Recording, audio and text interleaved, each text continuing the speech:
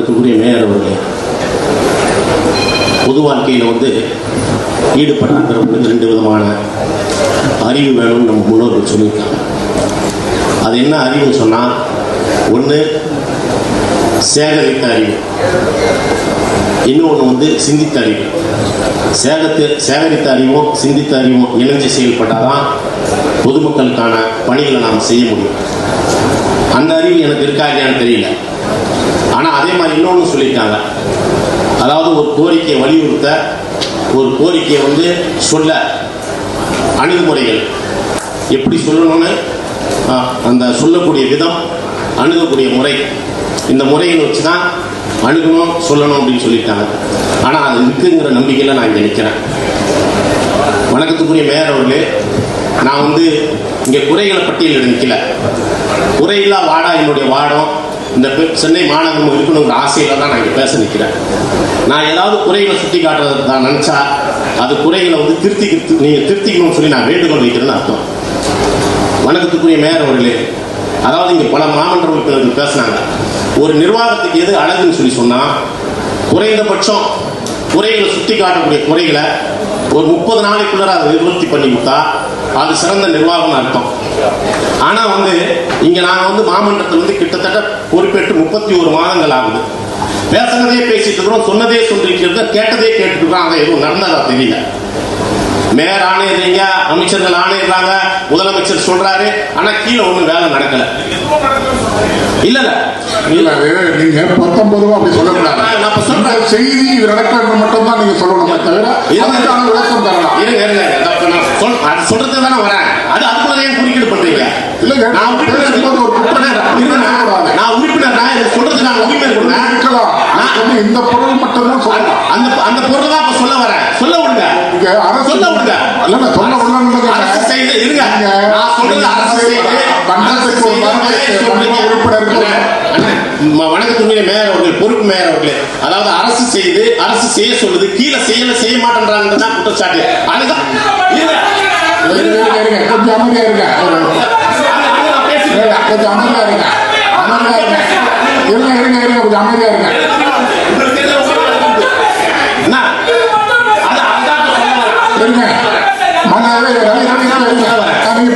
சொல்ல வரேன்.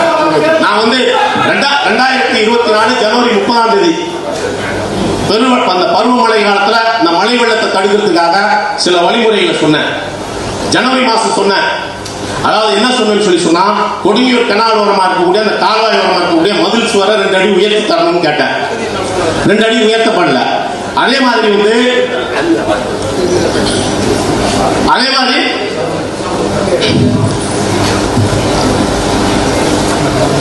நீங்க பேசுங்க. அவங்க ஆலோசனை பண்றாங்க.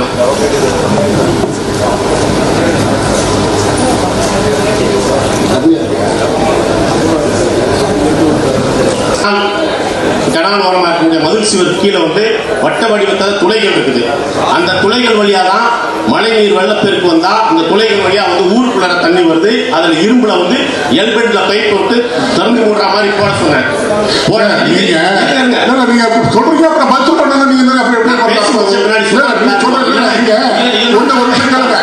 விஷயம் கேளுங்க.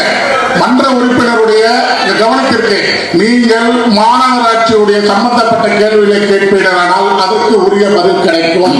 இது நீர்வளத்துறை சம்பந்தப்பட்ட கனாலுடைய இது. அது சட்டமன்றத்தில் உங்கள் தொகுதியுடைய சட்டமன்ற உறுப்பினர் சட்டமன்றத்தில் கேட்க வேண்டிய கேள்வி. நீங்க மாநகராட்சியுடைய நீங்கள் முதல் மன்ற உறுப்பினர் அத்தனை பேருக்கு இது பொருந்தும். மன்ற உறுப்பினர் மாநகராட்சி பணிகள் குறித்து மட்டும் நீங்க கேட்டு விளக்கம் தரலாம். இது உங்களுக்கும் பொருந்தும். நன்றி.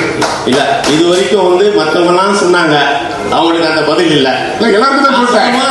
எல்லாருக்கும் அந்த மன்ற உறுப்பினர் அனைவருக்கும் பொருந்தும் சொல்லிட்டேன். எல்லாரும் சொன்னாங்க மன்ற உறுப்பினர் சொல்லிட்டேன். ஆனா யாருக்கு அந்த பதில்? நீங்க குற்றம் சாட்டும் போது துறையீடு மாநகராட்சியுடைய பணியா இல்ல அரசின் பணியா கவனிச்சு பேசணும். வணக்கத்துக்குரிய மேயர் அவர்களே, மக்களுக்கு அது அரசு பணியா மாநகராட்சி மக்கள் பணியான்னு தெரியாது. மன்ற உறுப்பினர் தெரிஞ்சுக்கலாம்.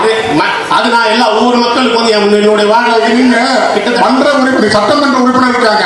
சட்டமன்ற உறுப்பினர் அந்த பணியை பார்ப்பாங்க. என்னுடைய மாநகராட்சி மன்ற உறுப்பினர் உங்களுடைய பணிகள் மாநகராட்சி சம்பந்தப்பட்ட பணிகளை இங்க தெரிவிச்சு. என்னுடைய வார்டுல 78,000 பேர் இருக்காங்க. 78,000 பேருக்கு இது அரசு பணி, மாநகராட்சி பணியில நான் விளக்க சொல்ல முடியாது. நீங்க வெள்ளம் வந்தா எங்களை தான் கேட்கறாங்க. நீங்க சட்டமன்ற உறுப்பினர் இருக்காரு, உங்களுக்கு மேல சட்டமன்ற உறுப்பினர் அவங்க கவனத்துக்கு கொண்டு செல்லுங்க. வெள்ளம் வந்தா எங்கிட்ட தான் கேட்கறாங்க, எங்கிட்ட தான் பேசுறாங்க, நாங்க தான் சொல்ல முடியும். அதனால வந்து அந்த அந்த இருக்கிற துறையிலே சென்னை மாநகராட்சி மாதிரி சிறந்த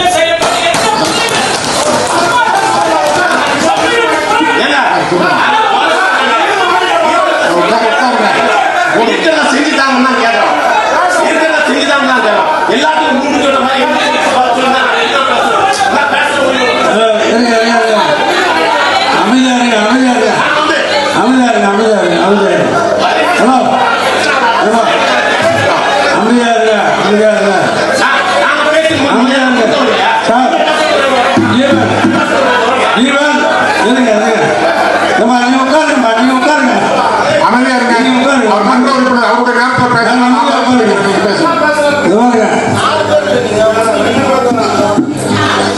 மாவட்ட உறுப்பினர்களுக்கு ஒரு வேண்டுகோள், மாவட்ட உறுப்பினர்கள் ஒரு வேண்டுகோள்.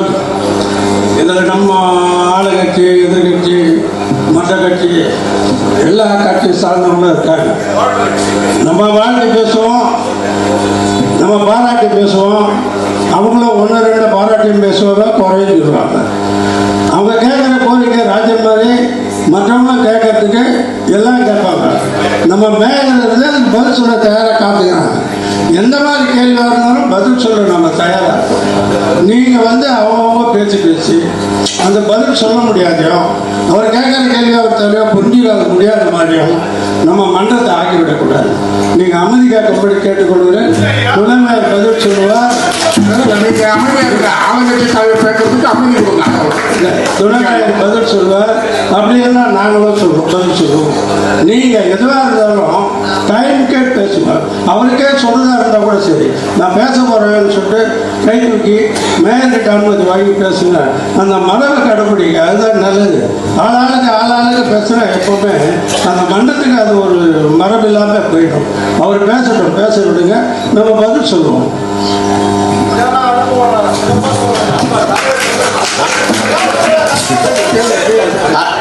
அதே மாதிரி வணக்கத்துக்குரிய மேயர் அவர்களே, என்னுடைய வார்டில் வந்து north avenue, south avenue, Kaveri சாலை, இந்த 3 சாலைகளுக்கு 3 சாலைகள் வந்து சின்ன பாலம் போகுது. இந்த கொடுங்கூர் கனால் மேலே சின்ன பாலம் போகுது. நான் ஜனவரி 31 பேசும்போது சொன்னேன், அந்த பாலத்தை கொஞ்சம் உயர்த்தி கட்டி அந்த முகத்வாரத்தை பெருசாக்கி கொடுங்கன்னு சொன்னேன். அப்போ நீங்களும் சொன்னீங்க, வர நிதிநிலை அறிக்கையில் வந்து அதுக்கான நிதியை ஒதுக்கி செஞ்சு தரீங்க. அந்த பணியும் தொடங்கலை. இதெல்லாம் நான் ஏன் கேட்குறேன்னு சொன்னா, நீங்களோ ஆணையரோ மழை காலத்தில் அந்த மழை வெள்ளத்தில் நீங்க அது வந்து அந்த வீதி உலா வந்து பொதுமக்களுடைய துன்பங்களை துயரங்களை கேட்க வரும்போது உங்களை எந்த ஒரு பொதுமக்களும் மடக்கி உங்களை வந்து இம்சப்படுத்திடக்கூடாது, நிந்திச்சிடக்கூடாதுங்கிற அந்த நோக்கத்தில் தான் நான் பேசுறேன். எந்த துறை அதை செய்யணுமோ, செய்யக்கூடிய துறை எந்த துறைக்கு அந்த அதிகாரத்தோ அதை செய்ய சொல்லுங்கன்னு கேட்கிறேன். அது வந்து குற்றமோ குறையோ கிடையாது. குற்றம் இல்லாத, அதாவது குறைகள் இல்லாத வார்டா இருக்கணும். குறைகளை பட்டியலிடல் நான் என்னுடைய பேச்சினுடைய தொடக்கத்திலே சொன்னேன். அதே மாதிரி வணக்கத்துக்குரிய மேயர் அவர்களே, என்னுடைய வார்டு வந்து ஆரம்ப சுகாதார நிலையம், நகர்ப்புற நலவாழ்வு மையம் இருக்கு. என்னுடைய வார்டு வந்து ஏறக்குறைய 78,923 மக்கள் 18,000 சிற்ற குடியிருப்புல வசிக்கிறாங்க. ஆனா நகர்ப்புற வாழ்வு மையத்திலும் சரி, ஆரம்ப சுகாதார நிலையத்திலும் சரி, போதிய அளவுக்கு மருத்துவர்கள் இல்ல, மருத்துவ செவிலியர்கள் இல்ல, மருத்துவ உதவியாளர்கள் இல்ல. அதுக்கான பணி நியமனம் எனக்கு உடனடியாக தேவையில்லை. ஏன்னு சொன்னா, அங்க வந்து ஏழை எளிய மக்கள் மருத்துவ வசதி பெறத்துக்கு வராங்க. வரும்போது நீண்ட நெடிய நேரம் காத்திருக்க வேண்டியது இருக்குது. மருத்துவ வசதி பெற முடியாம போகக்கூடிய சூழல் ஏற்படுது. அதே மாதிரி வந்து இல்லம் தேடி மருத்துவம் என்னோட வார்டுல இயங்கலைங்கிறத நான் இங்க வந்து பட்டவர்த்தனமா சொல்றேன். அதுக்காக 4 பேரை போட்டிருக்காங்க. அந்த 4 பேரும் களத்துக்கு பணிக்கு வரல. தமிழகத்தினுடைய முதல்வர் வந்து இல்லம் தேடி மருத்துவத்தை கொண்டாடுற நோக்கமே மூத்த குடிமக்கள் மருத்துவமனைகளுக்கு வர முடியாத, அவங்க இல்லம் தேடி அவங்களுக்கு போய் மருத்துவம் பார்க்கணுன்றதுக்காக அந்த திட்டம் கொண்டு வரப்பட்டிருக்கு. ஆனா அந்த திட்டம் வந்து முழுமையா செயல்படல. நான் வந்து சுகாதாரத்துறை ஆய்வாளரை கூப்பிட்டு கேட்க போது அவர் என்ன சொன்னார், சார் கேட்டா யாரும் ஒழுங்கா பதில் சொல்ல மாட்டேங்கிறாங்க, ரப்பல் தப்பா பதில் சொல்றாங்க, நான் என்ன சார் செய்யணும்னு சொன்னார். அதாவது மருத்துவம் சேவை மனப்பான்மை உள்ளது. சேவை மனப்பான்மையோட வேலை செய்ய விரும்புறவங்கள அந்த துறையில அந்த இடத்துல வேலைக்கு வைங்க. இல்லைன்னு சொன்னா தயவு செஞ்சு அவங்க வேற இடத்துக்கு மாத்துங்க, வேற வேலையை கொடுங்க.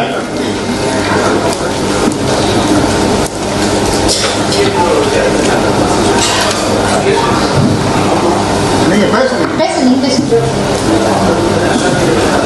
அதே மாதிரி வந்து அந்த என்னுடைய வார்டில் வந்து ஆரம்ப சுகாதார நிலையங்களுக்கு நகர்ப்புற நலவாழ்வு மையத்துக்கு எந்தெந்த பணிகளுக்கான எந்தெந்த பணியாளர்கள் தேவைங்கிற பட்டியலை வந்து நான் பேசி முடிச்சோன்னே உங்க கையில தரேன். என்னுடைய வார்டுக்கான பணியாளர்களை நீங்க நியமனம் செஞ்சு தரணும்னு சொல்லி கேட்டுக்கிறேன். அடுத்தது வந்து சென்னை பள்ளிகள் வந்து கடந்த ஆண்டை விட இந்த ஆண்டு மாணவர் சேர்க்கைங்கிறது ரொம்ப சிறப்பா இருக்கு, பிரமாதமா இருக்கு. சென்னை பள்ளிகள் மேல வந்து அதாவது ஏழை எளிய நடுத்தர மக்கள் மட்டும் இல்ல, உயர்குடி மக்களுக்கு வந்து ஒரு நம்பிக்கை வந்திருக்குது, சென்னை பள்ளி நல்லா இயங்குதுன்னு சொல்லி. ஆனா என்னுடைய கோரிக்கை என்னன்னா, என்னுடைய கன்னிப்பேச்சுல சொன்னேன், அண்ணா சொல்லுவாரு வடக்கு வாழ்கிறது தெற்கு தேய்கிறதுன்னு சொல்லுவாரு. நான் இந்த மன்றத்தில் நின்று சொல்றேன், சென்னையை பொறுத்த வரைக்கும் தெற்கு வாழ்கிறது வடக்கு தேய்கிறது என்னுடைய கன்னிப்பேச்சுல சொன்னேன். அது வந்து இந்த ஆசிரியர் நியமனத்தில் வந்து அது இருக்குது, அதை நீங்க கவனத்தில் எடுத்துக்கணும். வட சென்னையில வந்து பெரும்பாலான பள்ளிகள்ல ஆசிரியர் பற்றாக்குறை இருக்கு. நீங்க ஒரு ஆசிரியர் வந்து வட சென்னைக்கு பணியிட மாற்றம் செஞ்சு அனுப்புனீங்கன்னா ஏதோ ஒரு செல்வாக்கை பயன்படுத்தி எப்படியோ பண்ணி அவங்க அந்த வட சென்னைக்கு வர கல்வி போதிக்க வர மறுக்கிறாங்க, வட சென்னை பகுதிக்கு வரமாட்டேன்றாங்க. வட சென்னையில பெரும்பாலான பள்ளிகள்ல ஆசிரியர் பற்றாக்குறை இருக்குதுங்கிறது நீங்களும் மறுக்க முடியாது, நானும் மறுக்க முடியாது. நான் சொல்ற அந்த அவங்க வந்து தன்னுடைய பணி மாற்றல் உத்தரவை ரத்து செஞ்சுட்டு வராங்களா இல்லையா, ரத்து செய்யறாங்களா இல்லையாங்கிறத நீங்க தெரிஞ்சுக்கணும்னு விருப்பப்பட்டா கடந்த கால போக்குங்களை எடுத்து பாருங்க. நான் சொல்றது உண்மைக்கு புறமான தகவலா தெரியும். ஆகையினால நீங்க எனக்கு என்னுடைய வேண்டுகோள் என்னன்னா, வேலை செய்ய வராங்க வட சென்னையில படிக்கக்கூடிய பிள்ளைகளும் மாணவிகளுக்கு வந்து கல்வி போதிக்கிறதுல அவங்களுக்கு என்ன சிரமம்? வட சென்னையை வந்து கற்றறிந்த ஆசிரியர் பெருமக்கள் அந்த அவங்க வந்து ஏன் வேற மாதிரியா பாக்குறாங்க? வட சென்னையில் இருக்கிற மக்களுக்கு நான் மனிதாபிமானம் இல்லையா, மனித நேயம் இல்லையா? வட சென்னையில் இருக்கிறவங்க உயர்ந்த பதவியில யாரும் இல்லையா? நீங்களே வட சென்னைக்காரங்க தான். வணக்கத்துக்குரிய மேயர் அவர்கள் நீங்களே வட சென்னையை சேர்ந்தவங்க தான். ஆனா வந்து வட சென்னைக்கு வந்து ஆசிரியர்கள் வர மாட்டேன்றாங்க, கல்வி போதிக்க மாட்டேன்றாங்க. எங்க மாணவ செல்வங்களுக்கு கல்வி அறிவு சரியா எட்டக்கூடிய சூழல் இல்லை. என்னுடைய வேண்டுகோள் என்னன்னா, நீங்க வந்து ஆசிரியர்களுடைய பட்டியல் எடுங்க. எந்தெந்த ஆசிரியர்லாம் வந்து பணிக்கு வந்து வட சென்னை பகுதியில் வேலை செய்யாம இருந்திருக்காங்களோ அந்த ஆசிரியர்களுக்கு வட சென்னையில கண்டிப்பா 3 வருஷம் கல்வி போதிக்க வரணுங்கிற ஒரு உத்தரவு போடுங்க. வேலை செய்ய தானே வந்தாங்க, பெருநகர சென்னை மாநகராட்சி ஊதியம் கொடுக்குது இல்ல, அதனால நான் தென் சென்னையில தான் வேலை செய்வேன், நான் மத்திய சென்னையில தான் வேலை செய்வேன், வட சென்னையில வேலை செய்ய மாட்டேன்னு சொல்லி சொல்றது. வட சென்னைக்கு அவங்க பணி செய்ய வர சொல்லுங்க. வட சென்னைக்கு நீங்க பணி செய்ய வந்தா அது வடக்குரிய மேயர் அவர்கள் பதில் சொல்லிப்பாங்க. நான் சொல்லி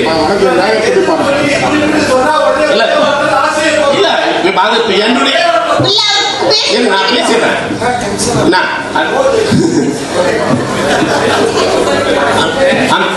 அதாவது வந்து நீங்க வந்து ஆசிரியர்களை அனுப்புங்க, வணக்கத்துக்குரிய மேயர் நீங்க ஆசிரியர்களை அனுப்புங்க. நீங்க முதல்ல வந்து என்னுடைய வார்டில் இருக்கக்கூடிய எருக்கஞ்சேரி உயர்நிலை பள்ளிக்கு என்னென்ன பெரிய ஆசிரியர்கள் தேவையான பட்டியல் வச்சிருக்கேன், அந்த பட்டியலை தரேன். நீங்க ஆசிரியர்களை அனுப்புங்க வட சென்னைக்கு.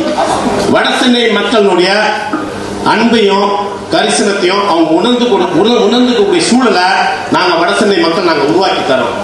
இன்னொரு வணக்கத்துக்குரிய மேயர் அவர்கள் இன்னொரு விஷயம், நீங்க எந்த ஆசிரியர்களை எங்க வார்டில் இருக்கிற பள்ளிக்கு அனுப்புறீங்களோ அந்த ஆசிரியர்கள் கண்ணுல ஆனந்த கண்ணீர் மட்டும் தான் வரும், அதுக்கு நான் கேரண்டி. ஏன்னா நாங்க அவங்க அன்பானவங்க, எதிர்க்க வேண்டிய நேரத்தில் எதிர்ப்போம், தட்டி கேட்க வேண்டிய நேரத்தில் கேட்போம். வடசென்னையினுடைய குணம் அதை நீங்க மாற்ற முடியாது.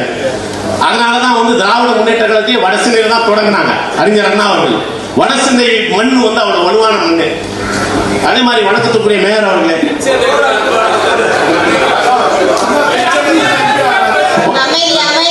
வணக்கத்துக்குரிய மேயர் அவர்களே, அடுத்தது வந்து தெருநாய் பத்தின விஷயம் இல்ல, அதாவது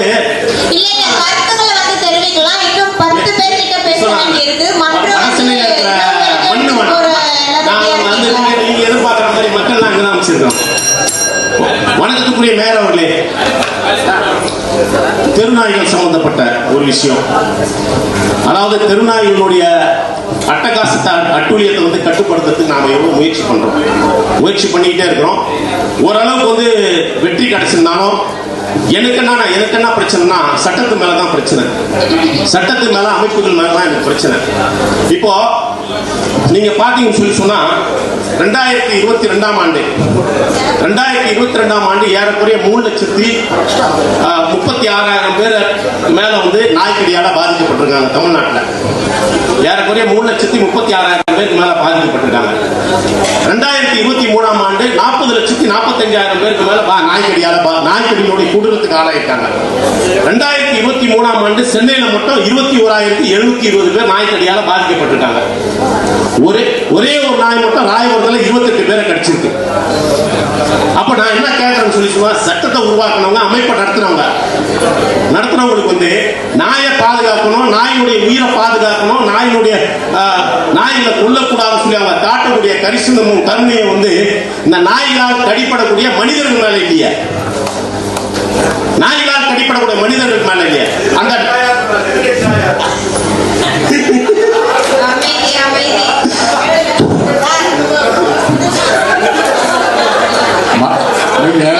அமைதி கடைபிடிக்கவும் மாமன்ற உறுப்பினர் வந்து அவரோட கோரிக்கையை தெரிவிக்கட்டும். கொஞ்சம் அனைவரும் மன்றத்தின் அமைதி கடைபிடிக்கும்.